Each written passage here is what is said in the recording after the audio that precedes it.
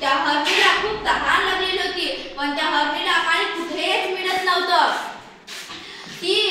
ती खूप वेळ हिंडल्यानंतर तिचं पाणी नाही मिळाल्यामुळे घसा खूप कोरडा झाला होता.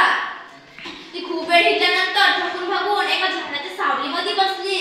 थोड्या वेळानंतर वारा ज्या बाजूने येत होता त्या बाजूने त्या हरणीला पाण्याच्या प्रवाहाचा आवाज येऊ लागला. ती हरीण त्या पाण्याच्या प्रवाहाच्या दिशेने जाऊ लागली. ती जशी सामोर जात होती तसा पाण्याच्या प्रवाहाचा आवाज वाढतच गेला.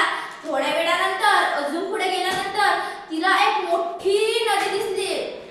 ती आनंदाने उड्या मारत त्या नदीजवळ गेली. ती पाणी पिण्यासाठी नुकतीच मान खाली झुकवली होती. तितक्यात तिच्या डाव्या बाजूला कसली तरी हालचाल जाणवली.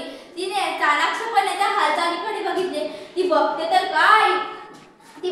काय एक शिकारी तिच्यावर नेम धरून उभा होता. ते बघून तिच्या काळजामध्ये तर धडकीच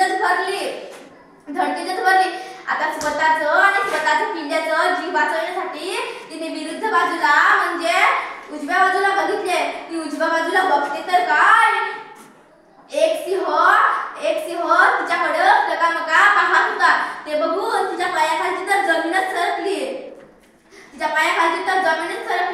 आता ते हरीण, तिला दिसलेलं पाणी आणि तिला लागलेली तहान ती सगळं विसरून गेली. तिने परत जंगलामध्ये जाण्याचे ठरवलं. जंगलामध्ये जाण्यासाठी तिने मागे बघितलं. ती मागे बघते तर काय एक मोठा प्रचंड वनवास पेटलेला होता आणि तो वनवास त्या हरणीकडे सरकत येत होता. आता त्या हरणीनं मनामध्ये सोचलं, माझ्या या जगामध्ये माझ्या या पिल्ल्याला येण्याच्या आधीच निरोप द्यावा लागणार. हे बघून तिचं मन खूपच कावरं झालं. तिने पूर्ण शक्तीनिशी ती नदी पार करण्याचे ठरवलं. नदी पार करण्यासाठी ती 2-3 पावलं सामोर टाकताच तिला सामोरच मगरच दिसलं. ते आता जी शेवटची आशा होती ती पण संपली. आता ती करेल काय ती विचार करू लागली. मी आता करू काय. तिने सर्वात पहिले नदीचं पाणी पिलं.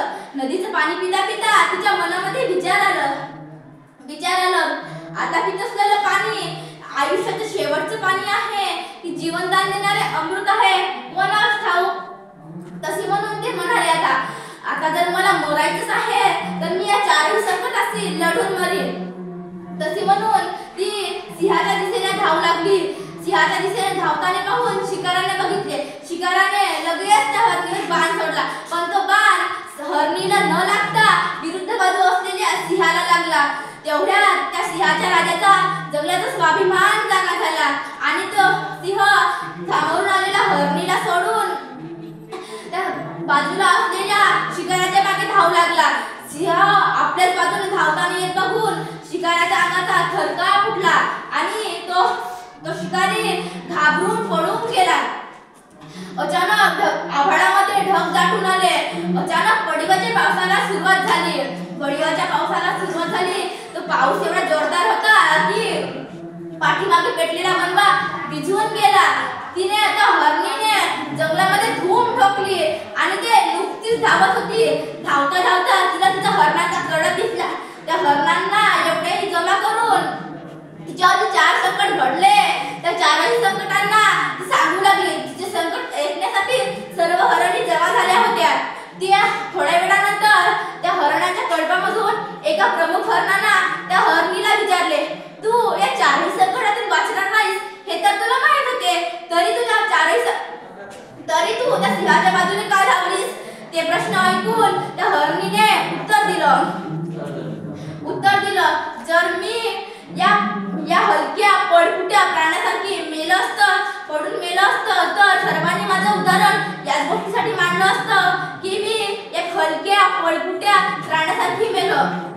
आणि हरिण प्रजातीच्या इतिहासामध्ये तर हेच सांगतात ना की ती गर्भवती हरिण सर्वांना कायम प्रेरणा देऊन गेली. मित्रांनो, या गोष्टीचं तात्पर्य असं आहे की या जगामध्ये कोणावरही केव्हाही कितीही संकट आले तरी पण धीर सोडू नये. तुम्हावर पण संकट येऊ शकतात, आम्हावरच नाही. तुम्ही जे मोठे साहेब आहेत त्यांवर पण संकट येऊ शकतात, माझ्यावर पण